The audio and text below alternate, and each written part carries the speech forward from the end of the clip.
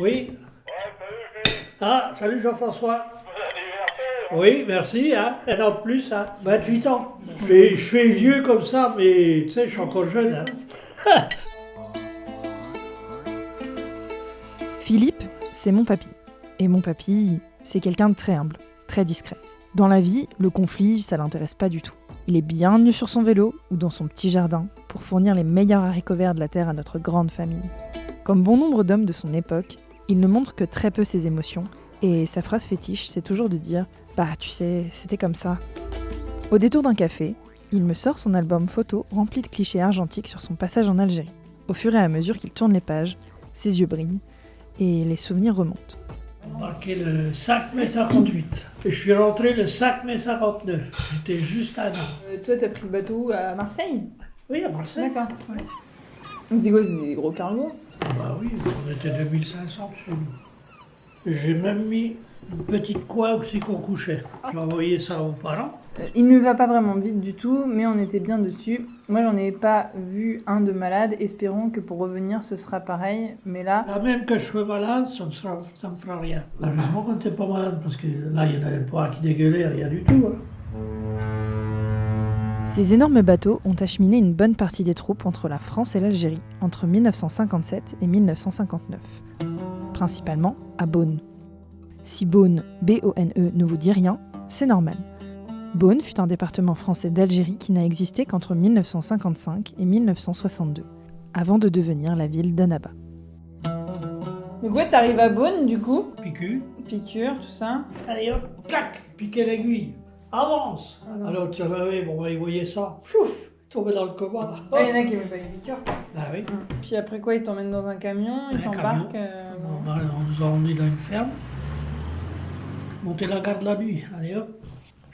Grande ferme, un portail, je me rappelle. Ça arrivait des fois les soirs, quand on faisait attaquer un peu. Tirer dans les murs et tout. On entendait les balles, zoom zoom, ah tiens, ça y est, allez.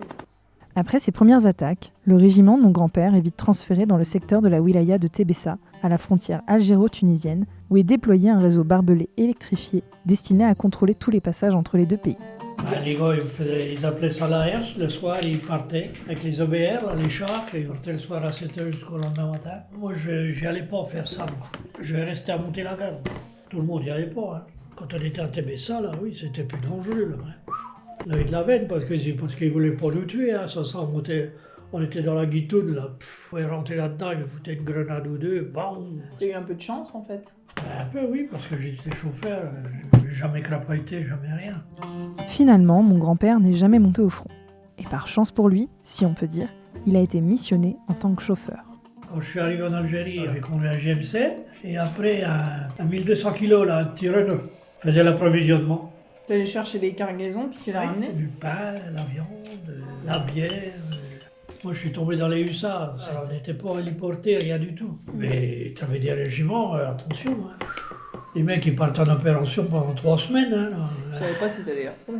Ben oui. Le 8e régiment de hussards est une unité de l'armée française qui fut créée à l'époque de la Révolution au XVIIIe siècle. Pendant 2 ans, de novembre 1958 à juin 1960, la totalité de l'unité est envoyée sur cette frontière algéro-tunisienne pour effectuer des patrouilles. En tant que chauffeur, mon grand-père rejoignait régulièrement la ville pour récupérer des vivres. Il n'a jamais subi de bombardement, mais bien des routes qu'il empruntait avaient souvent été minées. De temps à autre, il côtoyait de près ou de loin d'autres régiments, certains revenant de très longues missions. J'en ai vu revenir, hein, les pires en sang, hein, plus de chaussures. Hein. Ils partaient, ils disaient « Oh, parti, ça va pas durer longtemps, 8 jours. » Allez, hop. Ben, ils étaient avec les felagas, ils étaient encerclés là-bas et tout. Ils te racontaient un peu, du coup, les gars Puis tu sais, ils ne causaient pas beaucoup parce qu'ils nous disaient qu'on était planqués. Ils aimaient pas tellement les planqués. Ah, il y avait une guéguerre comme ça? Bah oui, c'était comme ça. Ah, mais vous l'aviez pas choisi? Bah non, je sais bien, c'était comme ça. Hein. Les planqués, donc. Le terme utilisé pour ces hommes qui ont fait la guerre, mais qui ne se sont pas mouillés, comme d'autres régiments aimaient si bien le dire. Eux, ils faisaient l'opération. Moi, j'allais chercher des bestioles. J'ai vu un coup les parents qui sortaient, les bonnes femmes, des méchants et tout. Et voilà. Ah ben dis donc. Tac, ils rentraient dans les méchants à coups de savate là-dedans. Et vas-y, ils sortaient les bonnes femmes. Ça chiolait, ça hurlait. Voilà. Et il les mettait dehors, et puis alignait le long du mur, et vas-y, allez, les fouillait et tout. Puis il demandait qui était leur bonhomme quand c'était comme ça. Les bonhommes, ils étaient plus là. Ben oui, qui est ton bonhomme? Et c'était comme ça. Puis en fin d'opération comme ça, les vaches, les moutons, tout ça, si on allait en chercher pour nous, pour manger. Sans ça, ils tuaient tout. Coup de pistolet, ils l'emmenaient dans les oies, et paf, paf, c'était comme ça. Mon grand-père n'attaquait pas directement, mais les horreurs de guerre étaient donc bel et bien présentes tout au long de sa mobilisation. Et même s'il n'agissait pas, il les voyait au quotidien. T'aimais ça là sur le piton là? Il y avait un gars de l'auto-école, le mec qui apprenait à conduire et puis l'autre qui était... Ils ont dépassé un peu la limite où c'est qu'il fallait pas aller. Il est revenu, le mec qui s'occupait de l'auto-école, il avait un flingue, il était en jeep, oui. Ils ont tiré dedans, puis allez, il est revenu au cantonnement avec. Mais il était plus que tout seul. Oui. Juste parce qu'ils avaient dépassé la zone? Bah oui, il avait été un petit peu plus loin, dans la montagne un peu trop, tu sais, puis... Puis on voyait souvent des caravanes, ils appelaient ça des caravanes. Ces bardas là-dessus, tu as eu un peu. Ils planquaient des armes là-dedans et tout. Alors, des fois, ils allaient les fouiller. Allez. Oh, bah, la frontière algéro-tunisienne, là, les gars qui partaient à la herse, tous les soirs, ils étaient attaqués. Hein. Tous les jours, ils tiraient dessus. Hein. Parce qu'il y en a qui voulaient passer la frontière, ils coupaient le réseau, tu sais, puis hop, ils venaient de Tunisie, puis ils voulaient passer en Algérie. Tous les mechtas qu'il y avait autour de nous, là. Bah, ils avaient quoi, 2 ou 3 moutons. Ils ouvraient, il y avait le réseau, il était coupé, il y avait une porte. Alors le matin, on les ouvrait la porte, ils passaient avec leurs moutons, ils allaient les faire manger en Tunisie. Bon, il fallait qu'ils soient rentrés à telle heure. Et puis il y en avait, ben, ils traînaient, après ils rentraient, il était je sais pas quelle heure. Alors une fois, on avait dit au capitaine, eh ben, il dit ceux qui traînent comme ça, vous avez qu'à leur piquer un mouton. Ah ben, dis. Parmi toutes ces histoires, peu importe les intimidations sur le camp, mon grand-père se défendait comme il pouvait.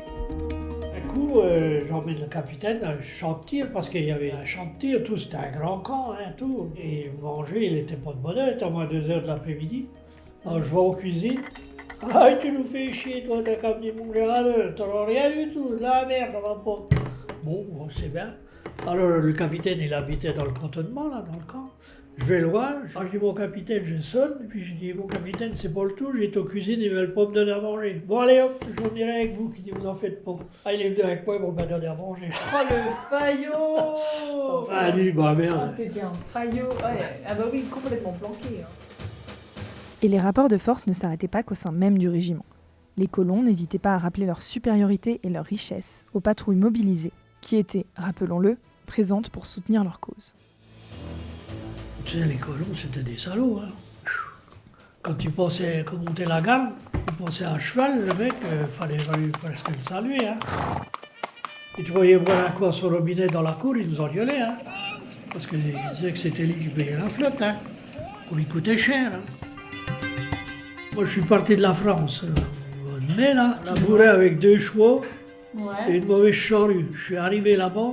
Eh ben dis donc, il avait tous des tracteurs, il fallait voir un peu. Il y avait moins 10 fauchés de batteuse, l'été qui tournait. Et l'été, il faisait chaud, hein. On ne pouvait pas descendre en short. Il fallait qu'elle soit habillée en rangers et tout. Hein. En scrutant un peu plus ces photos, je prends également conscience des conditions dans lesquelles tous ces hommes vivaient et leur quotidien. Et ça, c'était sous les tentes? Oui, on était une vingtaine là-dedans. Hein. Dans une tente? Oui, tous les matins, on mangeait 2 œufs sur le plat au foyer. Allez hop, tu vois un peu, toi, le monde qu'il y avait.